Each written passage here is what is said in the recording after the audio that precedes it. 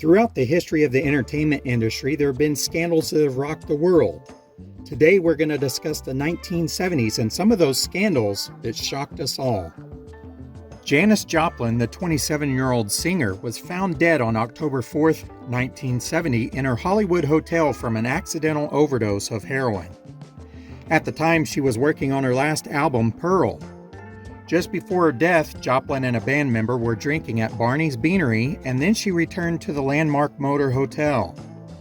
After shooting up her last fix of heroin, she chatted with the hotel clerk for a little while. She later collapsed in room 105 and wound up wedged against the bedside table with a cigarette in her hand. Her death came less than 3 weeks after guitarist Jimi Hendrix died in London on September 18th from asphyxiation after vomiting in his sleep. He was also aged 27. The singer-songwriter Gram Parsons was a solo act, but he was also a member of the International Submarine Band and the Flying Burrito Brothers. He died on September 19, 1973 at the age of 26 from a drug overdose in a hotel room in Joshua Tree, California. Gram expressed a desire to be cremated at Joshua Tree and then have his ashes scattered over Cap Rock, but his stepfather instead arranged for a private ceremony in New Orleans.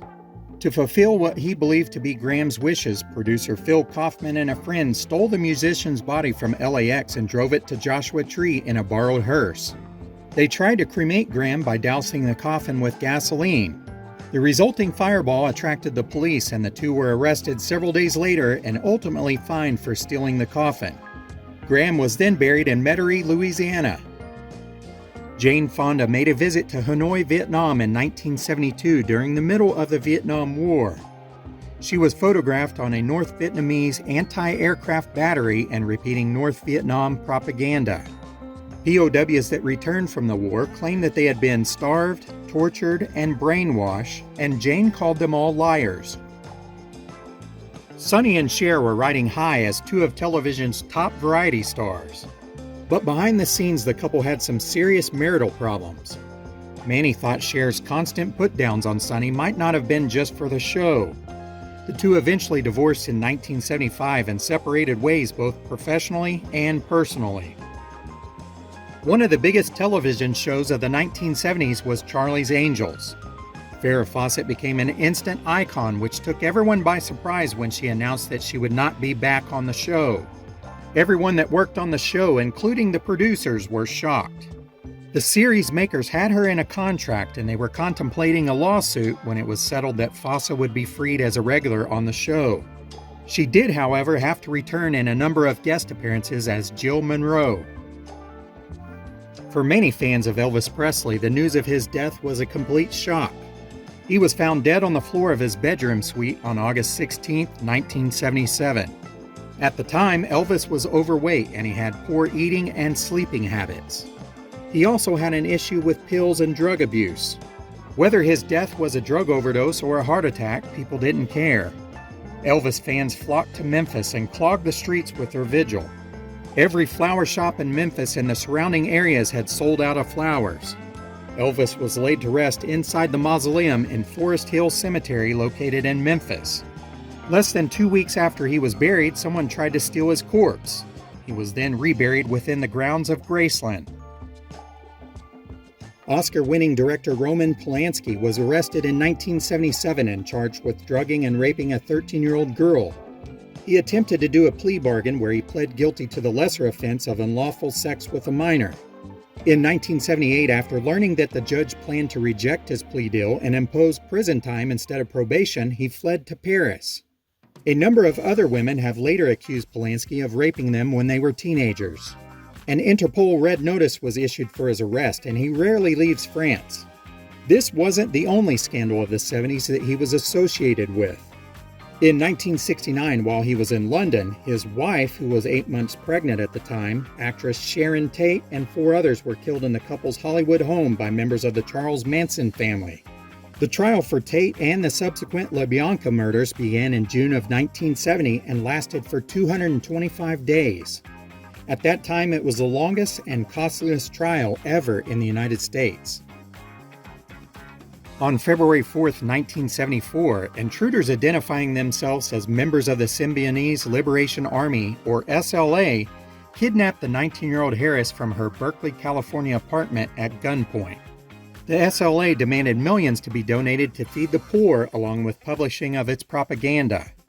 By April, Hearst participated with the SLA in an armed robbery of a San Francisco bank and called herself a soldier of the People's Army. A year and a half after her kidnapping, she was arrested and put on trial. She was found guilty on robbery and firearms charges and sentenced to prison.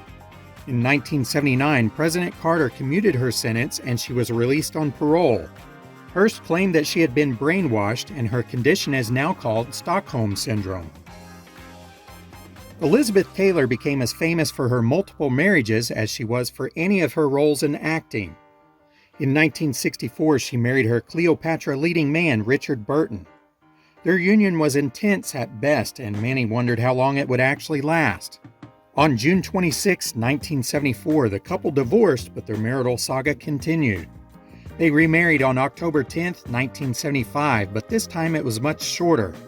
They divorced once again on July 29, 1976. From 1975 to 1978, Studio 54 was the club to be seen at in New York City. Tons of famous celebrities were seen there, from Salvador Dali to Brooke Shields. The party came to an end in 1978 when the FBI raided the club. They found 2 sets of accounting books, more than $500,000 stashed in trash bags, and cocaine hidden in the walls. Freddie Prinze was an American stand-up comedian and actor who was doing well in his career. He had just signed a multi-year deal with NBC in late 1976, but his personal life wasn't so great. His wife, Katherine Cochran, whom he had had a son, Freddie Prinze Jr., filed for divorce because of his increased drug usage. On January 28, 1977, Prinze made a series of farewell phone calls to his friends, family, and management. His manager arrived at his hotel room to try and reason with him, but Prinze shot himself in the head. He had emergency surgery but was removed from life support the next day and declared dead at the age of 22. The death was originally deemed a suicide but was later ruled as an accidental shooting due to the influence of Quaaludes. Sex Pistols bassist Sid Vicious, born John Simon Ritchie, and groupie Nancy Spungen had a fiery relationship marked by violence and heroin abuse beginning in 1977. A year later, Sid woke up to find Nancy dead on the bathroom floor with a stab wound inflicted by a knife that he owned. He was arrested, charged with murder, and then bailed out. He attempted suicide and became a patient at Bellevue Hospital. Once he was released, a party was held at his new girlfriend's home, where he was later found dead of a heroin overdose. Willie Mays was elected to the Baseball Hall of Fame in 1979, and shortly thereafter he took a job as a greeter spokesman for an Atlantic City casino. This didn't go over too well with Major League Baseball Commissioner Bowie Kuhn, who made Mays permanently ineligible to participate in any capacity with the league. The baseball banishment was lifted in 1985 after Peter Ueberroth replaced Kuhn, who had retired. From 1965 to 1971, Bob Crane played the crafty but heroic Colonel Bob Hogan. He was a leader of a team of Allied rebels within a German POW camp on Hogan's Heroes. In 1978, that image changed. Crane was found bludgeoned to death at his Arizona home, and worse, he was found with homemade video of his often unusual sexual exploits. The television star's image was tarnished, but even more surprisingly, his killer was never identified. While speculation has centered on an acquaintance who sometimes joined Crane's sex games, evidence was scarce, and the man was found not guilty in 1992. In the days before late-night cable and the internet made porn mainstream, 1972's Deep Throat broke through to the public eye. The movie was actually found not to be obscene that year by a New York court, but the prosecutors weren't giving up. The movie's producers and one of its stars, Harry Reams, were brought up on charges in 1976 of conspiracy to distribute obscenity across state lines. All were found guilty and most served a marginal amount of time, though lawyer Alan Dershowitz successfully got Reams' conviction overturned. I hope you enjoyed this little look on celebrity scandals of the 1970s. Thank you so much for watching. And we'll see you guys next time.